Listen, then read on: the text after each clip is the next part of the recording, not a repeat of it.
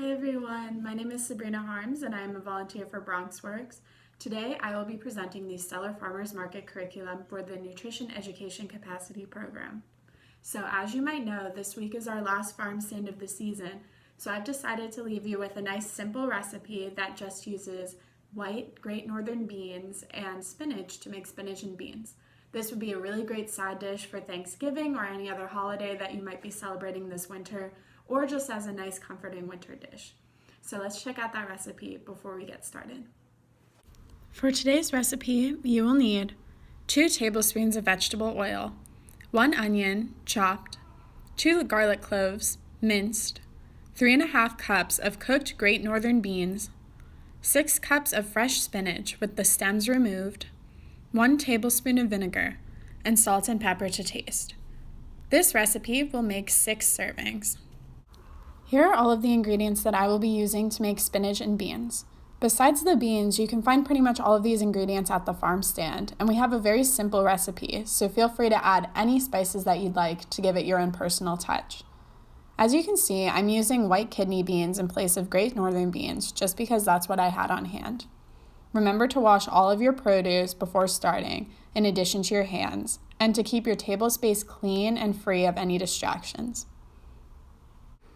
So let's start by removing the stems from our spinach leaves. This is super easy to do. All you're going to want to do is hold on to the stem with one hand and the leaf with the other and twist in order to break it off.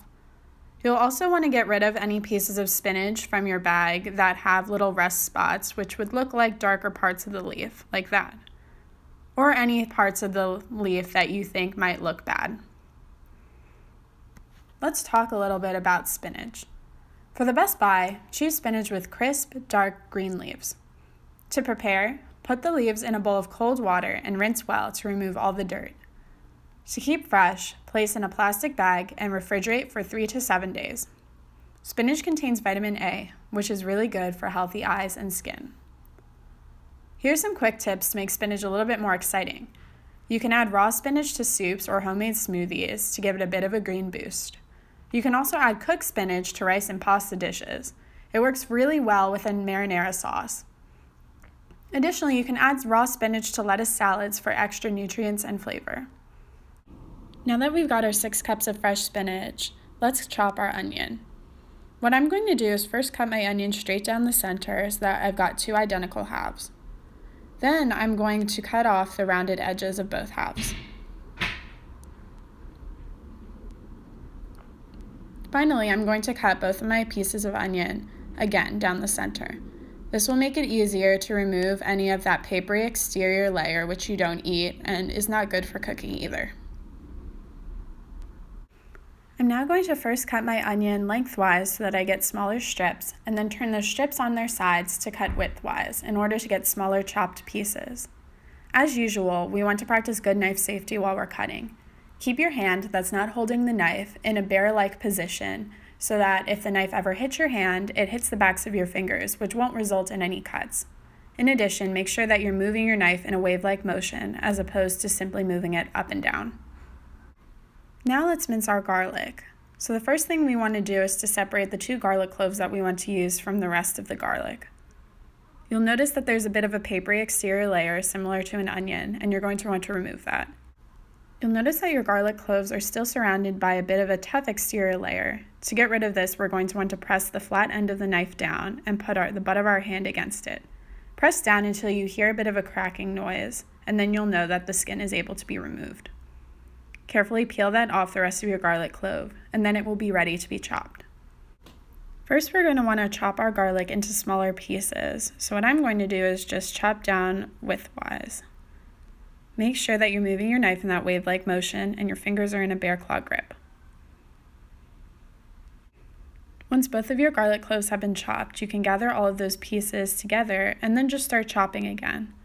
To mince, I like to hold on to the top of my knife with my other hand just to give myself a little bit more support and stability. You're going to want to chop into very fine pieces to get a nice mince. I have been heating some oil in this pan over medium heat, and the first ingredient that we're going to add is our onion. So this is 1 whole onion. I'm just going to pour it in here.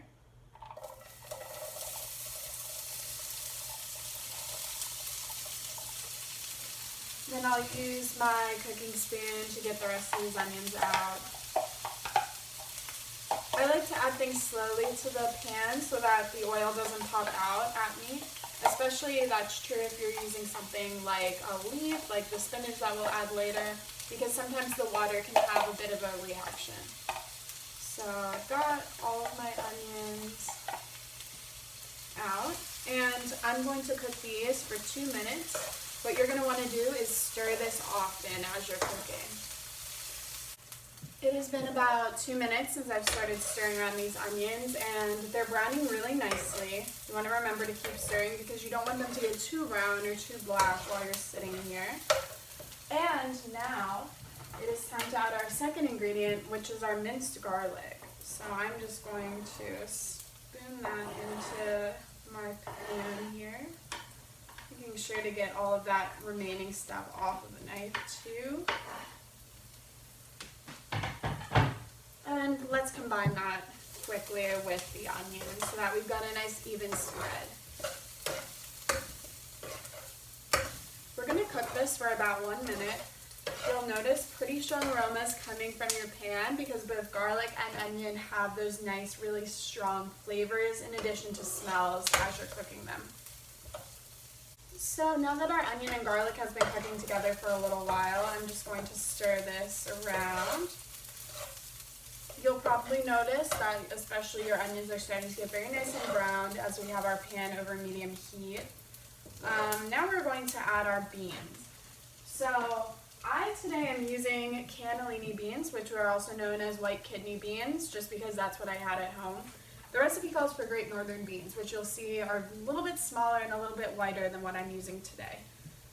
So I am using about 1 whole container pan of beans today.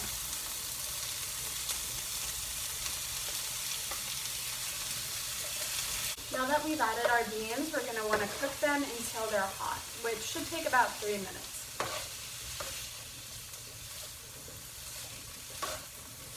So it has been about 3 minutes. My beans are nice and hot. I'm just going to stir them a little bit more with the onion and garlic. Just make sure we've got nice flavors all around. And now what we're going to do is add our tablespoon of vinegar and our spinach. You're going to want to add the spinach in small batches. I would recommend just a little bit at a time. You don't want there to be too much spinach that you can't see the bottom of the pan. It will cause it to cook a lot slower. And we're just going to cook it until the spinach is wilted. That should take about 3 minutes. Spinach is a pretty fast wilter when you're cooking it in a pan like this, so it should be a nice, quick, and easy dish.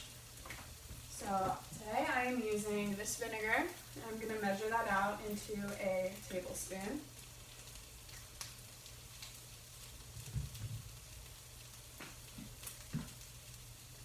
I personally don't have measuring tools at home, so you can just use one of the larger spoons in your cabinet. And I'll just add a little bit of that right now. And we'll also add a nice handful of spinach.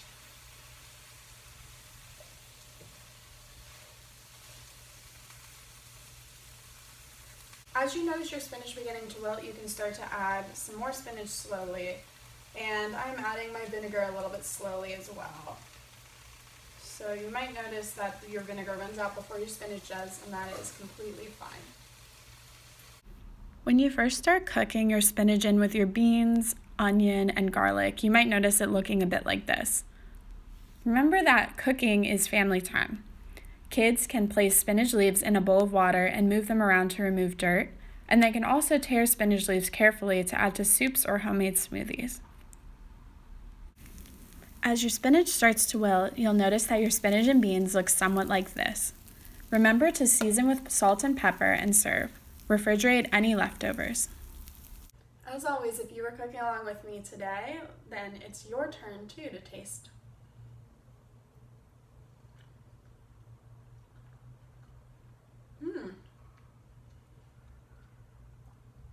I personally am a huge fan of beans. I really like how hearty they taste, and this was a really good combination because the spinach adds a little bit of a healthy, light touch to it that makes your dish a little more full of vitamin C, which is good as it's getting colder outside. And it also added a nice tang to have that vinegar in there. So I definitely recommend that you make this at home if you haven't already. If you're interested in any of our other recipes, feel free to check out our YouTube channel, BronxWorks Info, where we've had recipes for every week of the farm stand this year. Thank you so much.